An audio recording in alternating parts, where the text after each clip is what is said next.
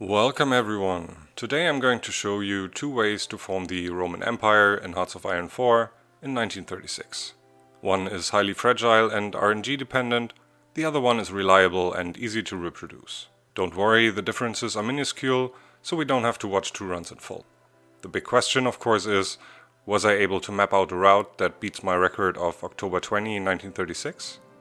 Well, we're about to find out.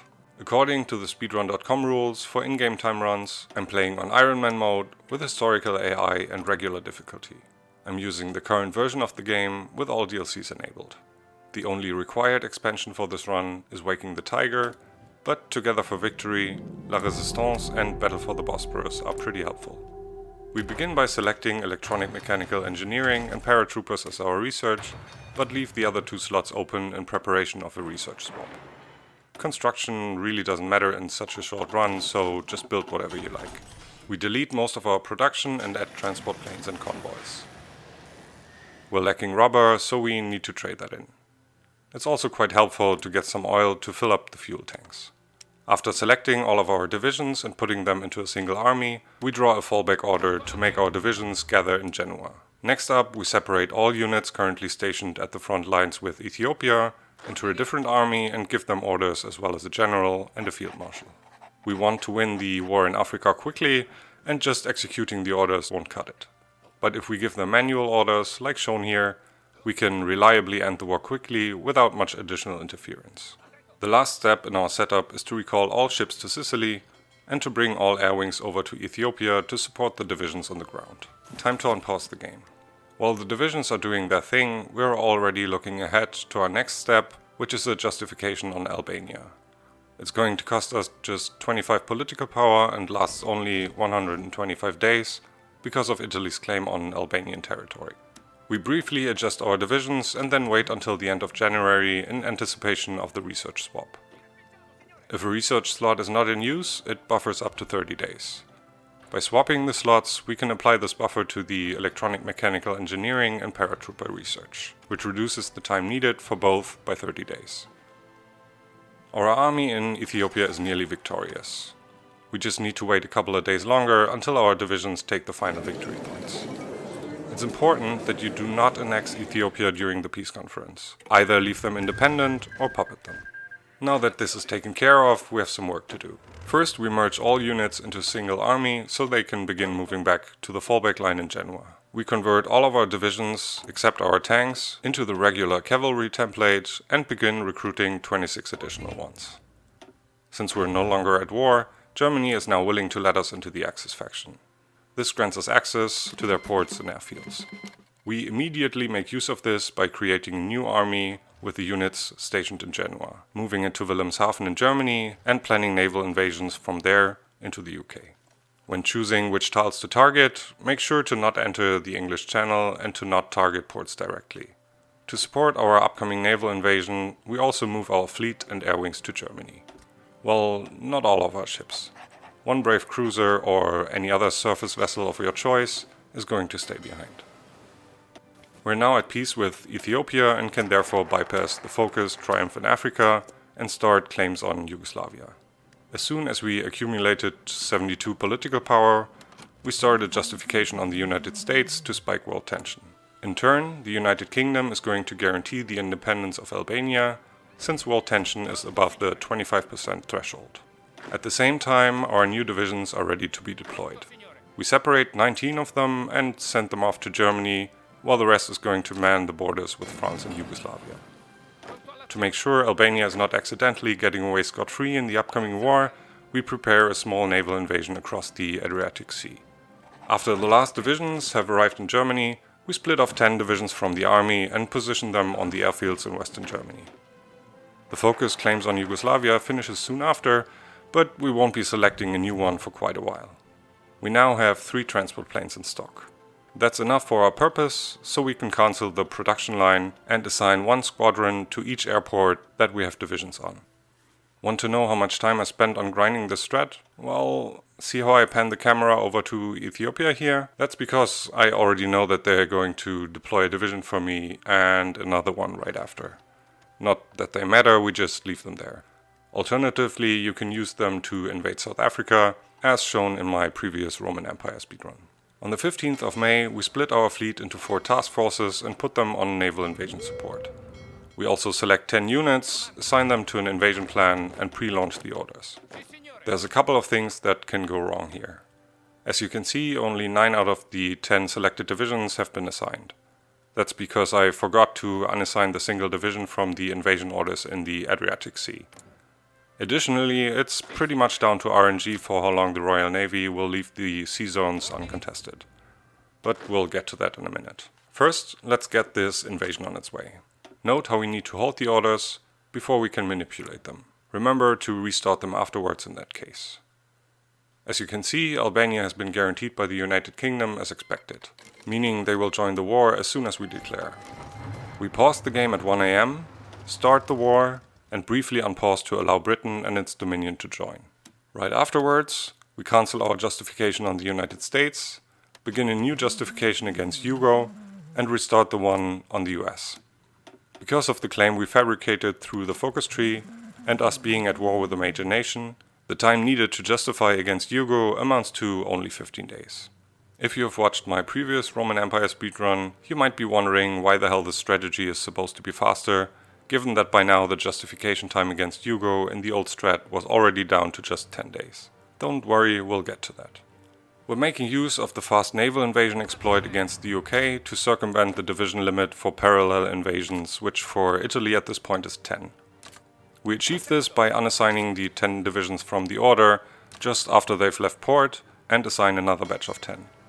In some cases, the Royal Navy shows up early, only allowing you to get 10 units on their way. Additionally, there's a good chance that this exploit is going to get patched with the next major update. The game director of Hoi4 took note last time I posted this on Reddit. So let me assure you that even if you just get one batch of invading divisions off towards the British coast, you should not encounter any major issues. Simply rush a port quickly and manually transfer your remaining divisions over. It's a bit more tedious but gets the job done. As you can see, I'm still rather lazy and didn't optimize my naval game, leading to costly defeats against the British. If some of you Navy experts out there want to throw me a bone in the comments, I might include it in future runs. One of the fun things about this strategy is that we're fighting this war without any supply connection to our capital. The UK controls Gibraltar and blocks even convoys coming out of the Mediterranean Sea. Yet you'll find that, as long as we push out quickly after making landfall, supply never really becomes an issue. On the 2nd of June, we get our war goal on Yugoslavia. This is the moment that makes or breaks the run. You see me check both Belgium and Spain here. What I want to see is them doing a land lease to any of the nations that we're at war with. It's not a given that they do, and if you for whatever reason want to reproduce this run 1-to-1, you need to restart the campaign from the beginning if there's no land lease happening. We declare war on Yugo, and by doing that drag most of the Balkan nations into the war as well. Before we can justify on Belgium, we need to cancel the one against the United States. Because of the Lend-Lease and the at war with a major nation modifier, it is only going to take 10 days to justify, despite only having 43% world tension. And although starting the justification brings world tension to 50%, we need to turn around and justify against the United States again. Otherwise the Lend-Lease from Spain is going to get cancelled before we can make use of it. It's not the sole reason for the justification, but we'll get to that. I think this is a good time to explain the core mechanic that we're abusing throughout this run for all new viewers. As you probably know, a war against a faction ends when all major nations have been defeated. But what about minor nations? To be able to annex them during the peace conference, certain conditions have to be met. You have to hold parts of their territory, have suffered casualties from their hands, or inflicted damage to their buildings. Oddly enough, there doesn't seem to be any noteworthy threshold involved. Controlling a single tile, suffering just a handful of casualties, or inflicting little damage to buildings is enough to create the annex conditions for minor nations. Hence why we put bombers with strategic bombing missions over the Balkans. We already hold a decent chunk of British territory. While we wait for the war goal on Belgium to finalize, we quickly take the rest of it and make sure to encircle London. On the 12th of June we declare war on Belgium and start our justification against Spain after cancelling the one on the US again. For the same reason as with Belgium, the justification on Spain will also only take 10 days. Soon after, the paratrooper research is finally done. We immediately create a 2 with template with it and convert our divisions that are still in Germany to that new template. We cannot launch just yet, since there's a period of 1 day or so, during which the game just doesn't let us draw the orders after switching the template. So make sure to not forget about them, which totally never happened to me ever. 1 day later, it's already time to draw the orders. We're targeting Paris and some other VPs. Unless you're insanely unlucky and hit a division passing through, capping France should not be an issue at all. By now the AI has abandoned its garrison orders in favor of frontline duties, leaving most VPs unguarded. Just don't assign any fighters or something to French air regions, or the AI is going to put air wings over those regions as well, interrupting the drop in the process. It's important that we do this drop soon, before we begin our next justification actually, because as you can see, world tension rises by roughly 13% after France surrenders, and we need it to be even higher. The additional equipment from France comes in quite handy, especially for new divisions. We want to have plenty of good fighting divisions for the final part of this run to keep it smooth and simple. We're not going to be at war with Spain for very long. Spain itself is the limiting factor for us. On the 13th of July, Spain is going to plummet into a civil war. That is, if you play with the La Résistance DLC. If you don't, the start of the civil war is random, with an increasing chance to happen each day. Since the Spanish Civil War complicates things immensely, we are making sure to end the ongoing conflict before it triggers. It can sometimes actually take quite a while for battles to produce casualties, that's why we're sending a couple of paratroopers on a Himmelfahrtskommando. Yes, that's an actual word, a fitting one also. This will ensure that we have suffered casualties from Spain, or hold at least a tile of their territory at the end of the war. Next up on the list is Bulgaria on the 22nd of June. The declaration of war against Spain pushed world tension just barely in the span of 93–94% or higher that we require at this point. If it's lower than that, the justification against Bulgaria will take 20 instead of 15 days. As soon as we've accumulated 150 political power, it's time for the last piece of the puzzle. We're going to hire the backroom stabber. Once pretty much useless, the changes to the advisor in version 1.11 of Hoi4 made him god tier for speedy conquests. What he does is to not only reduce the cost of justifications, he also reduces the overall justification time by 25%. As a consequence, Italy gets reliable 10-day justifications through the combination of high world tension, the at war with a major modifier, and the backroom stabber. This is in stark contrast to version 1.10, in which Italy couldn't get justification times lower than 15 days, except if the target does a lend-lease. So when we declare on Bulgaria and start our justification against Hungary, it will only take the absolute minimum time possible for manual war goals, which is a blessing and a curse at the same time. It's July 17th already, the Spanish Civil War will therefore break out in 10 days. The short justification time is great since it allows us to keep the run on record pace, but it also creates a complication. First order of things though is to make sure that we fulfill the annex conditions for Bulgaria. We of course have bombers on strat bombing mission, but it's nevertheless a gamble. I tried making a paradrop work, but I should have thought about that earlier. On the 13th of July, we marched into London, just 6 days after declaring on Bulgaria. This seems to collide with the 7-day minimum time that a war needs to last before a peace conference can fire. But because peace conferences always happen in the first hour of the day after a complete surrender, we still fulfill the 7-day rule for Bulgaria, dragging them into the peace conference as well. You'll see in a second why the schedule needs to be so tight. The peace conference proves our strategies to be working as expected. All nations that we aimed for are up for grabs. But if we annex everything now, Canada becomes the faction leader of the remaining allies. That would complicate things unnecessarily, which is why we're going to leave Czechoslovakia untouched. The game considers them stronger than Canada at this point in time, meaning Czechoslovakia will become faction leader of the Allies instead, if we do it this way. After the conference is over, we deploy our infantry divisions from training close to Hungary, add more units to the queue with the captured equipment, and reorganize our army in the field. In anticipation of what's to come, we also man the borders with Portugal and Austria. The game reminds us of something important while we wait for Hungary to get a guarantee from Czechoslovakia. We're finally doing a focus again. Why did we wait so long? Well, because we can skip a whole bunch now. Befriend Bulgaria has been automatically bypassed since Bulgaria doesn't exist anymore, and we're already in the Axis, so we can bypass Pact of Steel as well. Do not select war with Greece right after the war though. We need to wait until Hungary has been guaranteed. Otherwise the Czechs are going to guarantee Greece. It's an unnerving situation, since any day that passes beyond the completion of the justification is, at least in theory, completely wasted. 3 days that can potentially be optimized pass by before that icon finally pops up. We don't waste any time and go to war immediately. Czechoslovakia and the remaining allies join without hesitation because of the much talked about guarantee. When we justify on Portugal, we can see that our efforts paid off. The time needed is just 10 days, and it's going to be like that for any of the remaining nations on our list towards forming the Roman Empire, as long as we don't overrun Czechoslovakia too early. Czechoslovakia is now considered a major nation by the game.